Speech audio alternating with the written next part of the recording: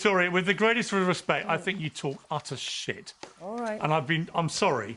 I've known you a long time. I think you've disappeared down a conspiracy rabbit hole that is frankly repulsive. I've always been right about my conspiracies. You were wrong about COVID and you were wrong about the vaccine. You don't give a damn about these girls. You don't give a damn about these victims. You think it's fine to smear all of them. You admit it. You proudly admit it. And I think it's shameful. Why would I feel sorry for people that are liars? We now know from these documents just how disgusting the scandal is. There are some political debates where both sides simply disagree. Then there are moments where the conversation crosses a line. That's exactly what happened here. What begins as a discussion about the Epstein investigation quickly turns into something much bigger. A fierce argument over evidence, accountability, and how alleged victims should be treated in public. And in a moment that few people expected, Piers Morgan abruptly stops the debate, refusing to let one guest continue making claims about the women at the center of the case. Whether you agree with every opinion expressed in this discussion or not, the exchange raises an important question. Where should the line be drawn between questioning evidence and attacking alleged victims? Watch how quickly the conversation escalates. Lady Victoria Harvey, I mean, you've been very steadfast in your support of Andrew Mountbatten Windsor, but given what you've now... That's quite a long name, isn't it? ...been reading... Well, you know, he had all his titles stripped quite rightly, but given what you've now... Yeah. Right, but given what you've now seen about what he was up to... So let me just give you an update. Let me just give you an update. So as of within the last 24 hours, the FBI did a statement and they said, with all the information that they have seen, all the millions of files, everything, they have come to a conclusion that this was not a sex trafficking ring. Well, where's that statement? Let that sink in. It's all over. I sent the link to your producers this morning.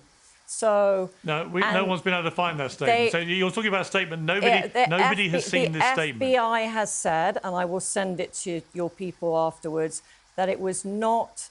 So exactly what I told you in 2019. I said, Piers, these girls were not trafficked. And that word was too strong a word. Anyway, the FBI have recently said this in the last 24 hours. It was not a sex trafficking operation. Yes, well, let me bring Spencer Cooven. Let me bring Spencer Cooven back on that, because you'll know better than anybody. It's out there, and I will. Spencer Cooven, apparently, none of this involves sex trafficking. Spencer Cooven. There might have been girls that were abused. That is not the wording, but it was not a. It was not a sex trafficking ring. Ms. Harvey. So yeah. I just want to get the right information out there, because there's a lot of disinformation. Well, yeah, and most of it appears to be coming out of your mouth. I think at the end of the day, what we need to remember, you're making money from this. We have nearly hundreds of young girls under the age of 18 that were sexually abused and trafficked because you are making money Jeffrey from Epstein. This. By Jeffrey Epstein and Ghislaine Maxwell. Don't forget that we have one woman who's sitting in jail, convicted. How much money did you make from this? Convicted of sex trafficking. And at the end of the day, I think the problem we have is that we're giving voice to people like Miss Harvey.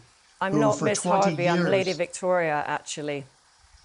Oh, okay, Miss Harvey. For 20 years, people have been fighting. These young girls have been fighting to be heard, fighting to make sure the world knows what happened to them. So how much money have you made from this? And finally, the U.S. government is starting to release the documents that verify what these girls have been saying all along. The FBI just verified it's not a sex trafficking ring, okay?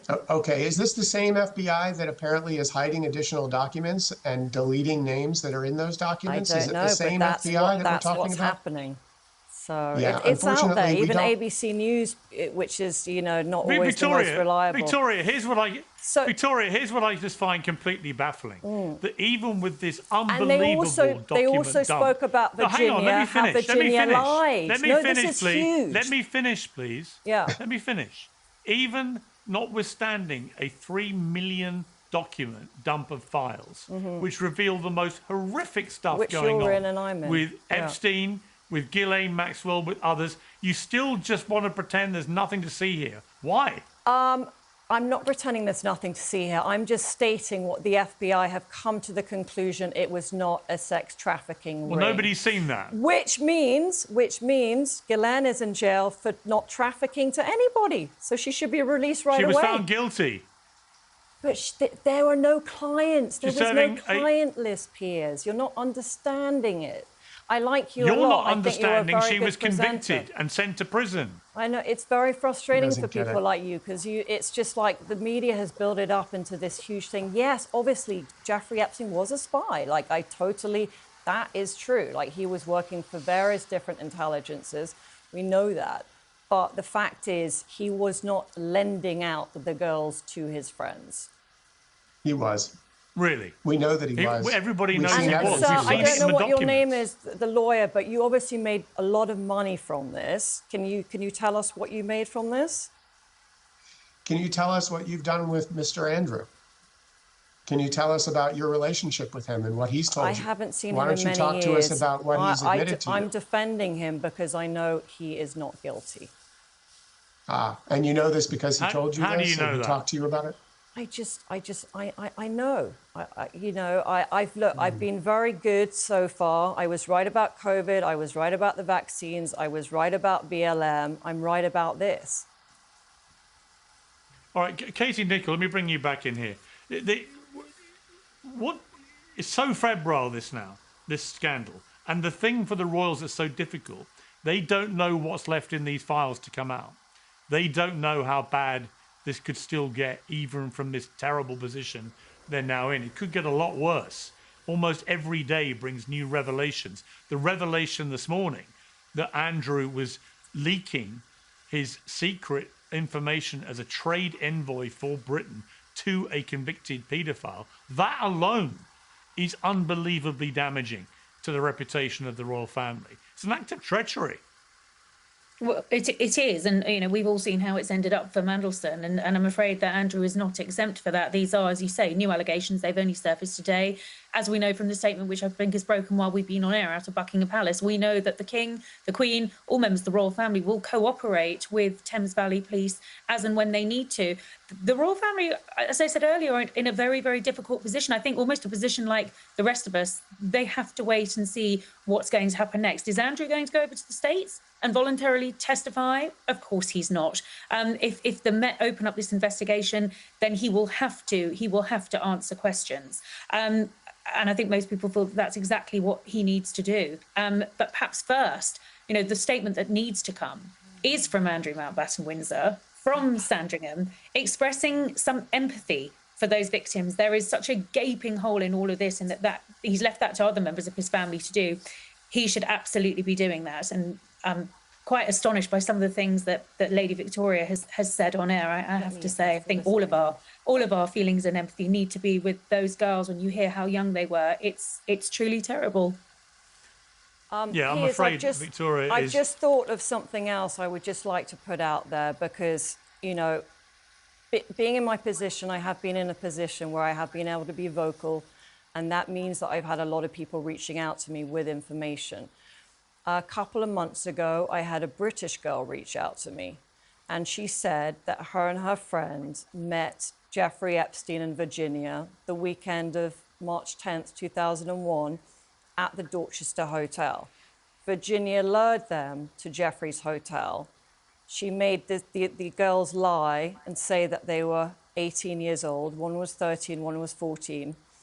They actually signed NDAs with Virginia, and David Boies paid them off. Now, they're too scared to come out. Well, unless you've got evidence for any of that, I'm not going to just allow you to spew any cock and bull conspiracy theory that has come to your mind. Once David Boies, it might take to the point where he passes away, and then I feel like the floodgates will open, and all these people... Well, you know what? David Boies might well sue you. David Boies might well sue you over what you've just said. Well, it's a very serious defamation. These girls are in touch with the Metropolitan Police. So what I want to tell you is I'm very much in touch with the police, literally on WhatsApp, and they know a lot of information that you guys are not privy to.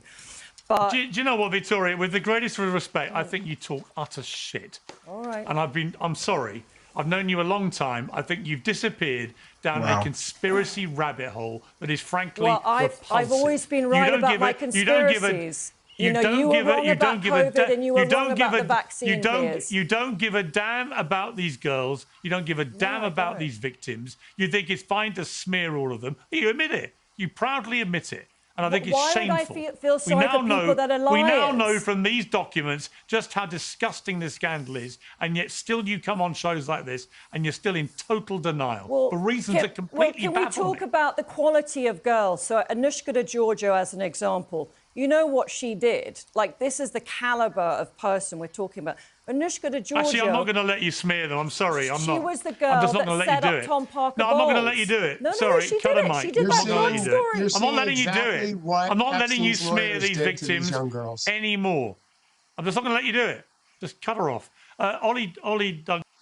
What stood out most in this exchange wasn't simply who won the argument, it was how quickly the discussion shifted from examining evidence to questioning the credibility and character of the people at the center of the allegations. Throughout the debate, competing claims were made about official findings, the meaning of recently released documents, and the conclusions that should be drawn from them. Some assertions were challenged immediately, while others remained disputed. That's an important reminder that in highly charged public debates, separating verified facts from opinion or interpretation is essential. The most striking moment came when Piers Morgan decided to end that line of discussion altogether, saying he would not allow alleged victims to be smeared on his program. Whether viewers agree with every position he took or not, that intervention became the defining moment of the debate because it shifted the focus from political argument back to the human consequences of the case. The Epstein story has always been larger than any one public figure or political party. It continues to raise difficult questions about accountability, institutional failures, media responsibility, and how allegations should be discussed while respecting both due process and those who say they were harmed.